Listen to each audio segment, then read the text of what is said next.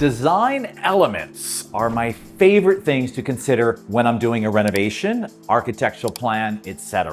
And I want you to think, well, what are my design elements and what do I really like? Well, I can tell you my number one choice is fireplaces. Talk about an over-the-top design element. But you may be thinking, you know what? I don't have the space, I don't have the venting, I can't in this type of home or property or apartment. I'm here to tell you today, you are limitless, not limited. Let's break it down. So there are basically 6 types of fireplace. We have our original wood burning, which you'll see throughout homes throughout the country really and throughout the world. You don't see them so much in New York City because of high rises and we don't have the venting for wood fireplaces as much, but you do see them here and there, kind of outdated. Then we have gas. Your second version is gas, and that's that ribbon fireplace that you see. And those are really popular in the country and throughout the world. But again, the government, at least in the States, are really cracking down on how many new gas we can do. They really want to push everybody to more eco-friendly options. So with eco-friendly options that are ventless, you have 4 options. You have gel, like this bad boy right here.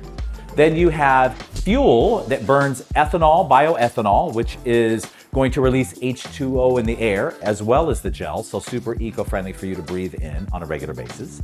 Then you have electric, and you have the new vape, which is like a water mist and shoots, I believe, a projection of light, and it kind of looks cool. Out of those 6 options, my top 2 favorites are gel and the fuel. They're eco-friendly and I can build them anywhere. You say, oh, I want to put a fireplace right here in the center of the room. Flex those creative muscles and choose your surround.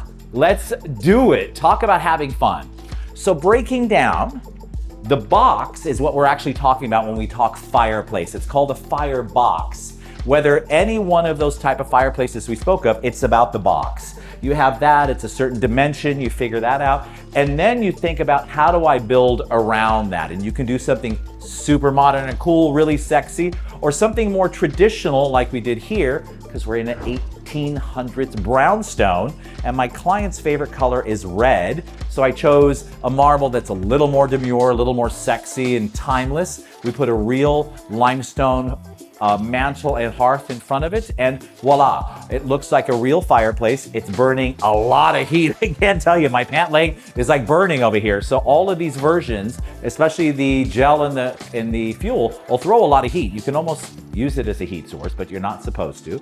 So I want you to think you're not limited, you're limitless when it comes to fireplace. Think about where you can put them, some eco-friendly versions, and those design elements will be killer.